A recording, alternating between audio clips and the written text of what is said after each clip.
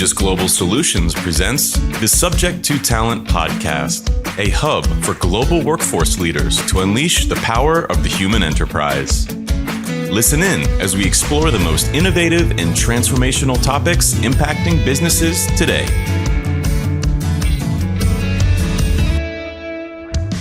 Hello, and welcome to the Subject to Talent podcast. My name is David Clevenger. I'm the head of sourcing and advisory here at Legis Global Solutions and your host for this episode. I'm excited to introduce today's guest, who has been a thought leader and practitioner for over 20 years, a best-selling author who has earned several national awards for his insights. He served as a Fortune 100 procurement director, a mid-market interim chief procurement officer, and in 2018, he joined Brightfield as the head of advisory. Looking forward to this chat with my longtime collaborator and pal, Jack Quarles. Welcome to the podcast, Jack. Hey, David, I feel like there should be reciprocity. If you get to read that list from me, I should do it for you. But hey, we've been at this game for a while now, haven't we? You and I. And in fact, you've made a few key introductions and connections for me over my path, which I greatly appreciate. And I also really respected how you, again, going back decades, have kind of been leading this space of how companies are buying, how they can buy better. I feel like there's never been a better time actually to be doing this, though. I will say that. And so I'm glad we're talking about that today. And whether you've got kind of a staffing perspective on this or you're coming in from more of a traditional procurement sourcing path like you and I have, these are exciting times to be in this space. I agree. I think what makes it so exciting, at least in part, is it definitely seems like there's more interest, more focus from companies. You and I, without going into too much detail on our robust ages, have been at this a long time. We were there for the beginning of the strategic sourcing revolution. We saw that applied to so many categories and such a broad transformation in the space. But this spend, this SOW spend, this services procurement area was always something that was sequestered. It was always sort of kept out of the data sets that we saw and the stakeholders with whom we worked. And I wouldn't say that it's overt, but I feel like we're at the beginning of a change in that space. And it brings me to probably my first question for you as we start the conversation in earnest, which is, what do you feel are some of the things that have traditionally kept this from being a success, from companies looking at this strategically and in the same way that they look at other spend categories? You know, the very first procurement conference I went to, this is dating back at least a couple of decades, and they had a panel, and it was called Services Procurement, the Dark Pool of Unmanaged Spend. It sounded like a Harry Potter sequel, right? This era of mystery and malevolence kind of swirling about. Nobody knew quite what was in it or how to get at it. And they just knew that there was a lot of stuff there that wasn't quite as it should be. And I think that has been the case. So, you know, your question was, you know, why was it so tricky for so many years? I think there are a few things. I think it was kind of this other category, you know, this big shed in the backyard where you kind of put everything that didn't fit into one of your other clean categories. It wasn't travel, you know, it wasn't facilities, it wasn't fleet, it wasn't office supplies. It was kind of the other stuff that was tricky. A lot of variety in that category too, right? And a lot of complexity. And so you kind of needed some of the subject matter expertise, a little bit more nuance to understand and to source these areas well. And then I think that dynamic's been part of it too, because you've got literally sort of buyers all over the company, right? I mean, we serve some clients that have hundreds of people in their organizations that are raising SOWs. And for a lot of folks, that's the only supplier engagement that they're managing. They're really deep and really strong in their area, whether it's marketing or creative or facilities or R&D or product. But how many suppliers do they manage, right? How many vendor projects do they run from stem to stern? How many agreements do they set up? And yet these are folks with a lot of power in the organization with big budgets. And so I think getting into their business a bit and saying, hey, we can help you, has always been resisted. It's always been something that's kind of been hard to do. And then I think it's always for that defaulted to this relationship between the buyer and the seller, where they say, well, look, we're not going to quite put the final bow on everything we're going to do together, but let's just start working. Let's just get the time and materials meter running, and let's see where things go. And then it tends to kind of spray a little bit from there. Jack, you raised a number of really good points there. I want to respond to a couple of them, but before I do, I want to get back to this point you made around the complexity of the category. And obviously just asking you, Jack Quarles, this question, not asking you to speak for the world, but as you think about that component of this, you've sourced a lot of different categories, and a lot of them are very nuanced and complex. Do you feel like there's anything inherently different about services procurement that makes it not fit into a model where it can be competitively negotiated? Or is that a blocker that people have used over the years and said, no, guys, this is different. Your methodologies don't apply here? That's a really good question. Maybe this I only ask the good ones, Jack. Yeah, no, you only do, and you ask the hard ones. And I don't want to have a cynical answer, but I think one thing that we see in this category is outsized influence by the suppliers and the suppliers' salespeople. Right? They tend to be driving the process a lot more than the buyers. Okay, if you think I hit something, I want to hear what you say about that. Now, how much of that is true complexity that we can't get into versus how much can we handle? That's a good question. We can go a little deeper on that.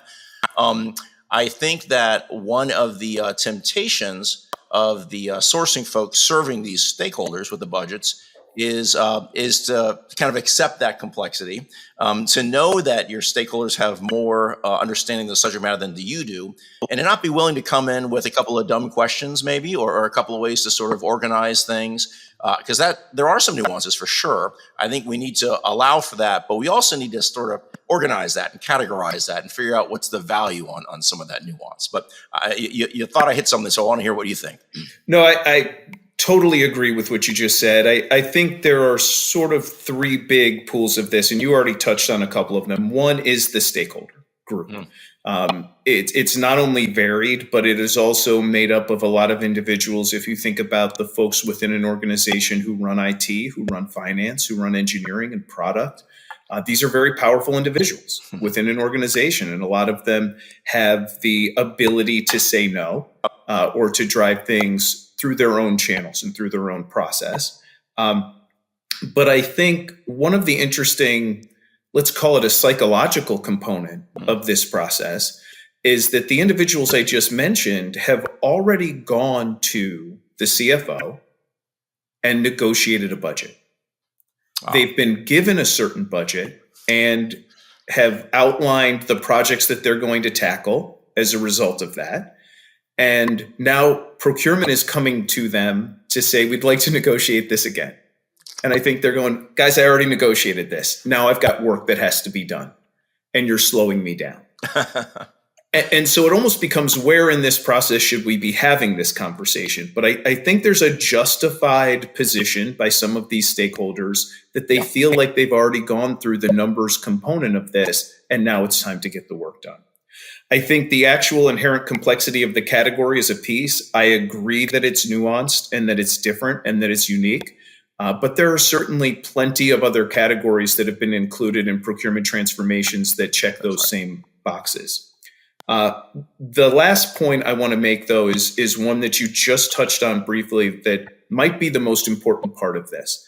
And that is that this is a uniquely powerful supply base. Mm-hmm. Not on the whole, but certainly there are folks that we're talking about right now that are the Accentures, the IBMs, the McKinseys, the Bains. These are organizations that wield a lot of influence within these organizations, within buying organizations. Yeah. They are companies who we might be looking at an SOW for a very discrete piece of work, but they're doing something else highly strategic for that business. And so we don't want to upset that apple cart. And when we're talking to buying organizations, one of the things we see that holds them back frequently is a genuine fear that these suppliers won't like this. And it's not a fear that they have, frankly, of Staples or Office Max when they're buying pens and pencils. But it is a fear they have of these suppliers. And you're implying that they don't have quite the same fear that the procurement team or executives will hold them in some sort of a disregard. That's true. It's a little unbalanced there, right? Yeah. And I know, and we've talked about this a lot recently and over the years, but I think I know where you're headed with this a little bit too. In terms of, yes, there are some things that have really changed in the environment, some external things, and I know we're going to talk about that a bit, but I want to stay on this kind of psychological piece that you mentioned and the relational piece, because I think that is so important. One of the things I'll ask when speaking is we'll say, hey, you got challenges, and you've got challenges with people, right? Because this is a change management job, this sourcing role. So let's talk about how challenging is the outside relationship area, right? Your suppliers. How challenging is the inside relationship area? And what I get almost 95-1 is the inside piece is a lot harder, right? Navigating your own internal change management, resistance, distraction, or politics, or turf protecting, whatever it is. So I know we want to get to kind of new models of relationships and new approaches there as well, and we'll probably get a little deeper on that. But I think what you just laid out in terms of acknowledging sort of where the relationships are, where the power is, what they think when they've got a consultant that's coming to them that's maybe pretty integral to their team's operations, right? And maybe they've been working with them for years, and so that's somebody that's helping them get their job done. And then this guy or gal from sourcing comes in and says, hey, let me help you do this better. You're spending too much. You did it wrong. And just thinking about how that perception is and how we can maybe acknowledge that, but then get a better start. I agree. I think it's not even just procurement. And I think that's one of the interesting things. And if we think about the level of transparency and inclusion throughout this process that can contribute to a more successful model, is that if you look a little further upstream at the ideation point of these projects and when need is discovered in an organization, legal has no visibility to that. Finance has no visibility to it. HR doesn't, and procurement doesn't. And I think that if we think about how we get individuals from those groups are a little bit hamstrung. They're flat-footed by the time these opportunities reach their desks. And there's a limit to what they're able to help with, to what they're able to accomplish, and the value that they're able to demonstrate to their peers who are raising these SOWs in the organization.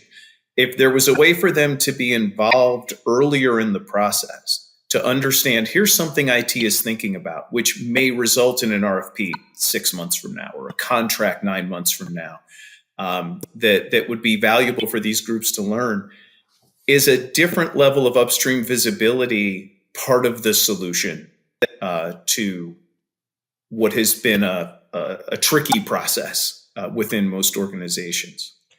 And I think we see that coming. So you and I had the privilege to work with a group of industry leaders the last year. We had 5 or 6 sessions with them and spent many hours on it. And we spent a lot of time on just that problem statement, right? On why hasn't it worked better? Why haven't things changed more in the last 20 years?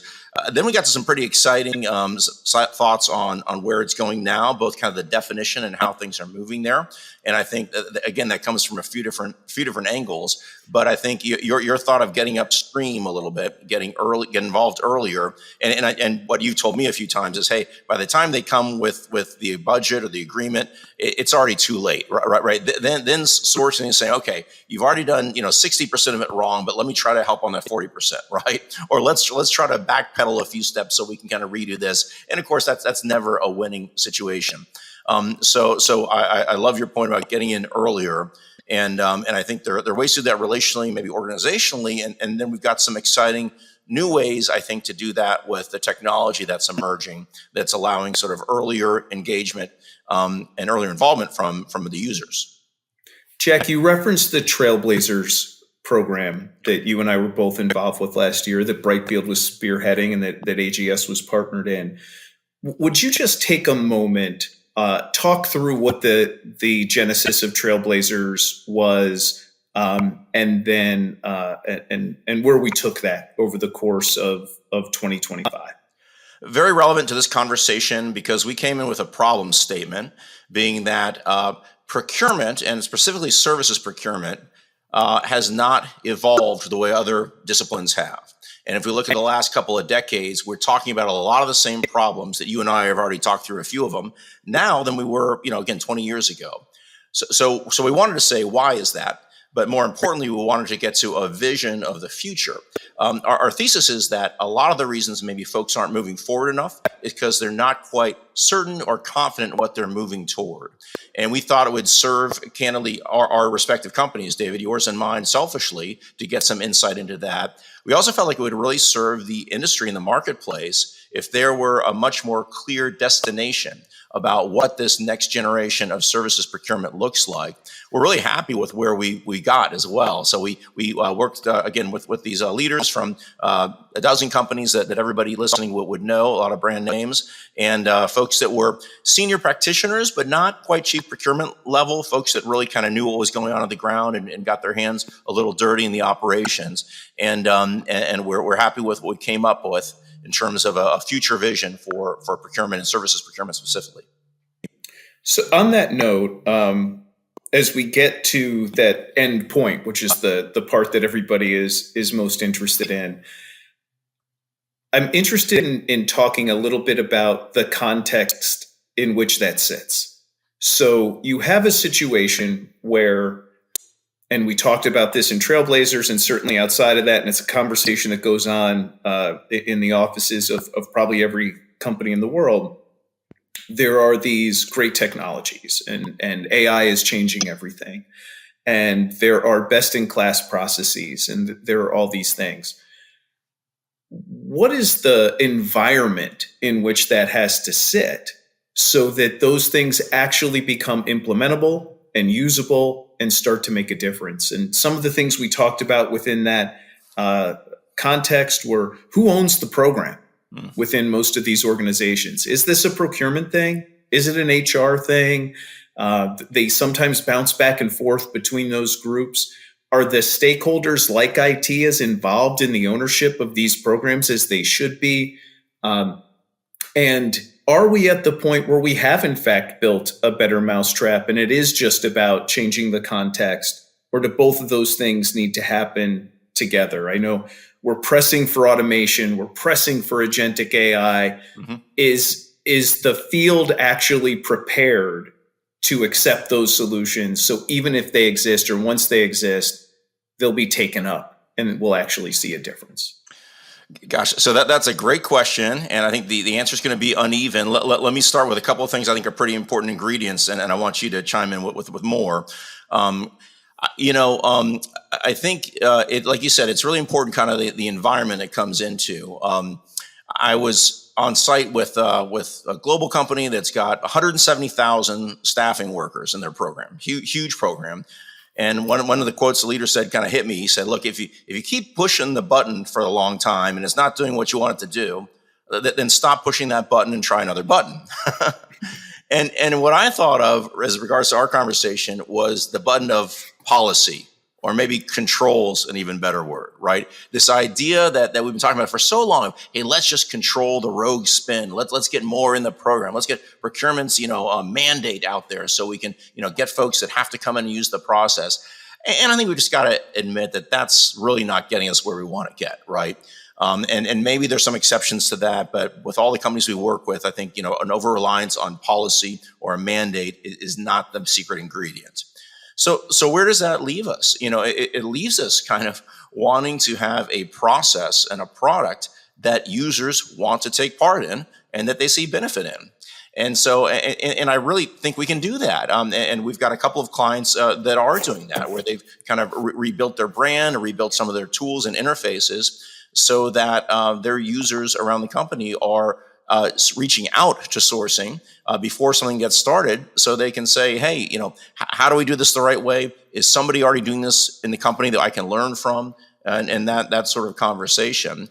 And I think that is where the technologies really are helping us, because I think some of these new intake platforms, and getting a little bit of orchestration is, of course, one of the key terms that's used. But I think that is moving things forward, and very importantly so, because to keep going down the beating the drum of, hey, we need more spend under management, we need more control.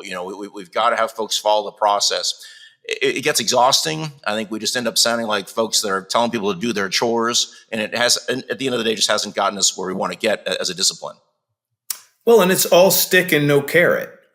And Well I said. think you just kind of nailed it when you were talking about policy versus something that's actually better. And Yeah. if it's better, people will come to it. I don't think that there are, I don't want to, at the risk of oversimplifying, there are not this infinite number of things that you're trying to accomplish with an SOW program. You need visibility, Point. you need compliance, and you need to generate value from it. And that's it. That's where we're all trying to get. And that compliance piece, sure, I'm certain there are examples, and maybe a listener or two will write in and correct me and tell me there are dozens of examples of places where you have a CFO or a CPO who banged their fist on the desk and said, "This is the way it's going to be, folks, and you're going to do it this way," and everybody just falls into line.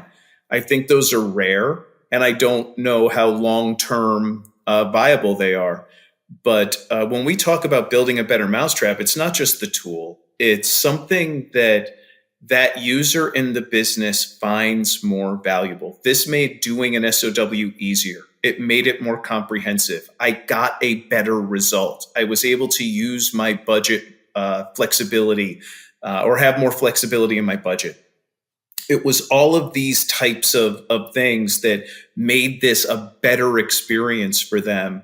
And they're going to come back to it with that next one. And the compliance is going to come from that. That's going to enable visibility further upstream into what we're spending because they're going to be more transparent.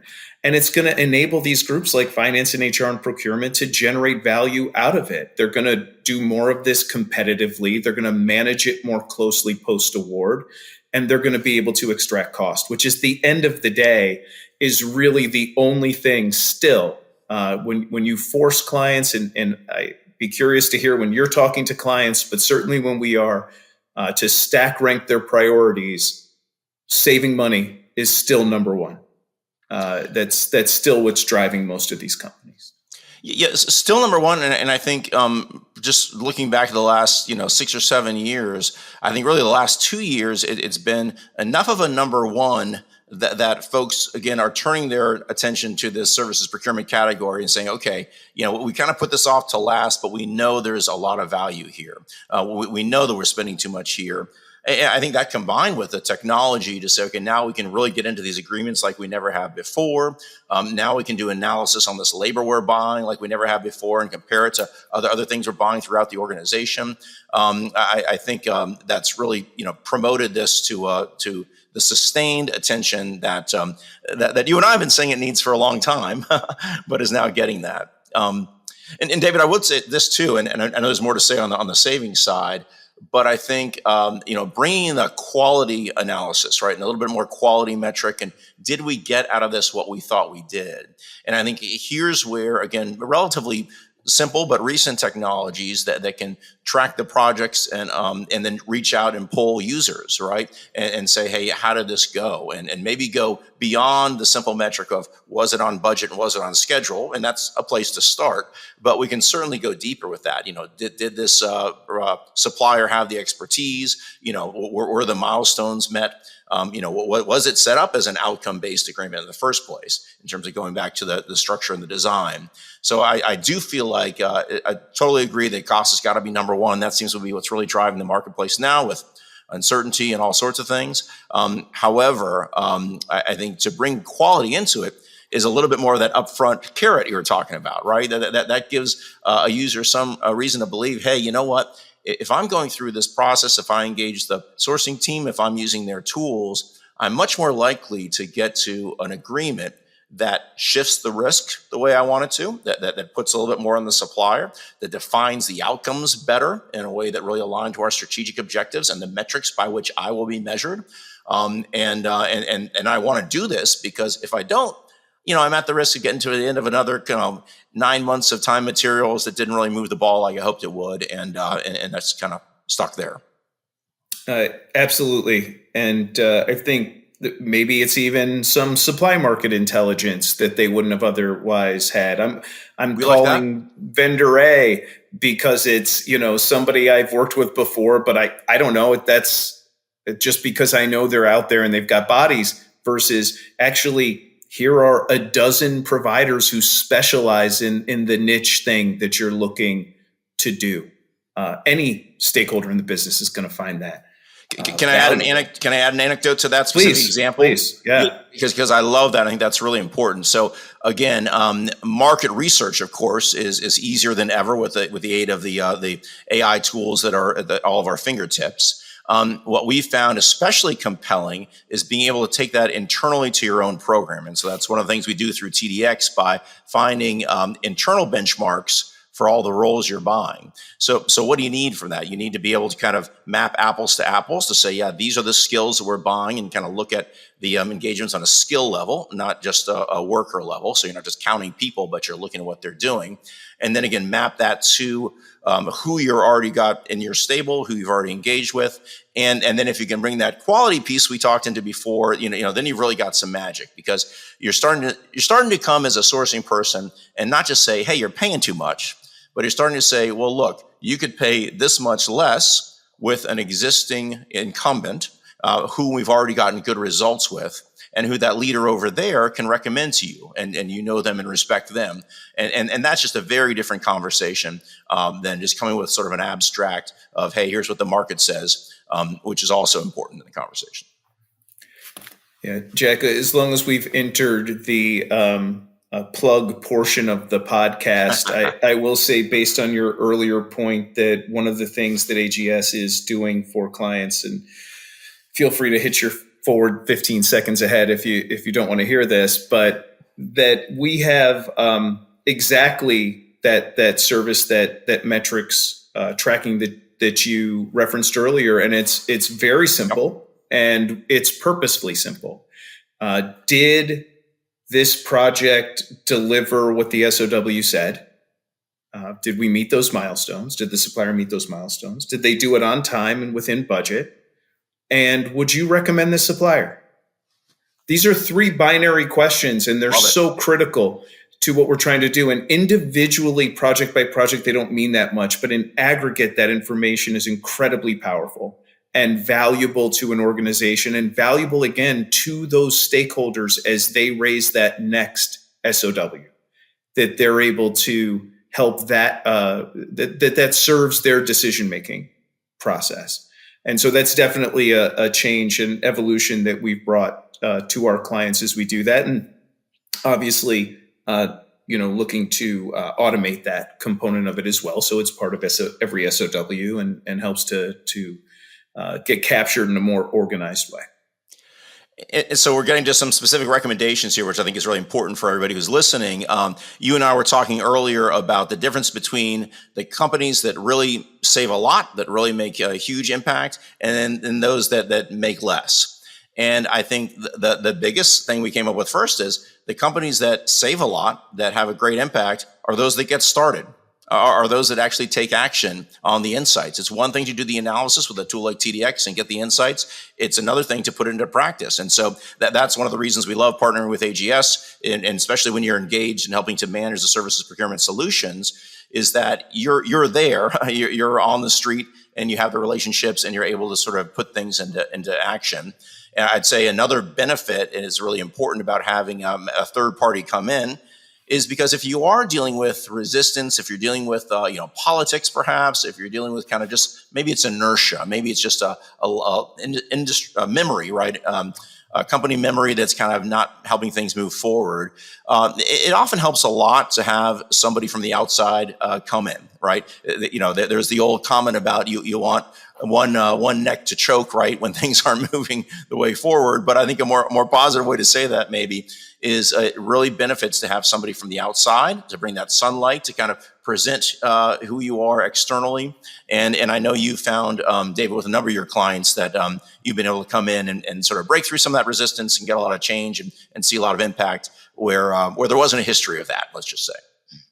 No, I appreciate that, Jack. And I think it's such a critical point. And there is no magic wand. If you set up one of these programs, you are going to have challenges, period. There's going to be change management things that come up internally with different stakeholders, with tech, with buttons that don't do what they're supposed to use your earlier example. You're going to have suppliers who are unhappy and don't want to participate, and they're going to call their contacts within the business. All of this stuff is going to be bumpy. It's going to be turbulent. The companies, and we get asked this all the time, I'm sure you get asked this all the time, what are the companies doing? The really successful companies, what are they doing? And the answer really is they don't know anything you don't know. They had all of these exact same challenges that you're afraid of. They got comfortable with what the bad things were that could happen, and they started anyway. And they went through that turbulence, and now they have really successful, well-run, well-managed programs. And I am consistently impressed. And we just launched a very large SOW program for a company, and very impressed with their team of HR and procurement professionals who worked really hard to understand what are the things that can go wrong. What do we have to keep our eye on? They know that they're in for probably a bumpy year as this thing really takes root. And they also know that in 2027, they're going to have one of the leading SOW programs in the world because they didn't let any of it keep them from starting. And that's certainly the advice and the guidance I would give to any organization that's looking to do this. I love that future vision too, of kind of looking ahead to where you're going to be. I think that's a really important piece that we hadn't mentioned. As you're talking about that also, because I complete agreement about just sort of getting going, that just despite the bumps, our question as we take, sometimes hundreds of SOWs at once, sometimes over 1,000, and analyze those for our clients, and then come back to them, and we have a lot of results and a lot of opportunity. There's always more opportunity than they're going to be able to digest and to act on, right? We know that. Our question has shifted. It used to be, hey, where do we get the biggest return? And now we're simply asking, what is most attainable?